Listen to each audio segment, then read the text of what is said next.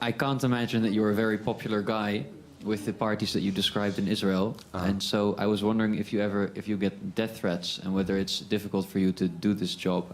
This is a very friendly arena. I think everyone in this room sort of agrees. Yeah.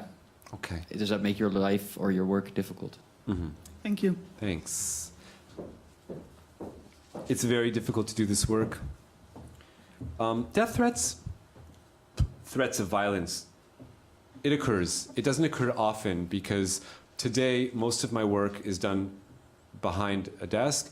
I do go out to the field, and when I do, I'm scared because it's not uncommon for people to just feel that anyone documenting their behavior at a right-wing rally is a traitor and therefore deserving of attack. So I have been attacked physically while filming, and I've of course received emails, tweets, etc., etc.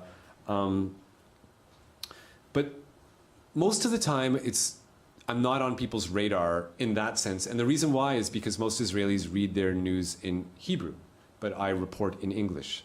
So most Israelis have no idea who I am, so I'm not like public enemy #1 or something. So I generally don't feel physically threatened. But the way that this work is especially challenging, I mean, besides being depressing, but is that it's not economically sustainable, because as I've shown you those 3 camps, well, clearly, if it's not already obvious, like my preferred solution would be one in which there are no borders or boundaries and one in which everyone is equal, right? The integration camp.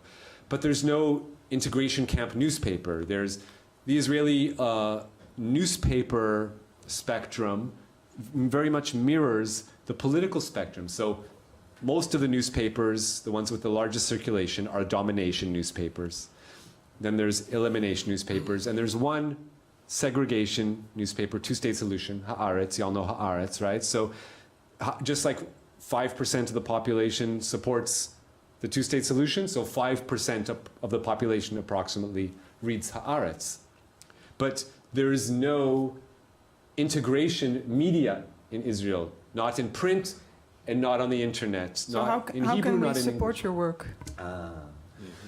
Well, yeah, make it rain. Of course, you know, it's very difficult, and I'm working on this very hard with other journalists. Yes, I have PayPal. Yes, I have Patreon, and we're hoping to scale up the work that we're doing, me and my colleagues. So if you have the capability, yes, it's very much encouraged to show me a little love in a financial sense, but also to share the work that I do, to get past the guardians of the mainstream media who are not comfortable with these stories coming out for political reasons. So you can augment our voices by sharing this work in social media.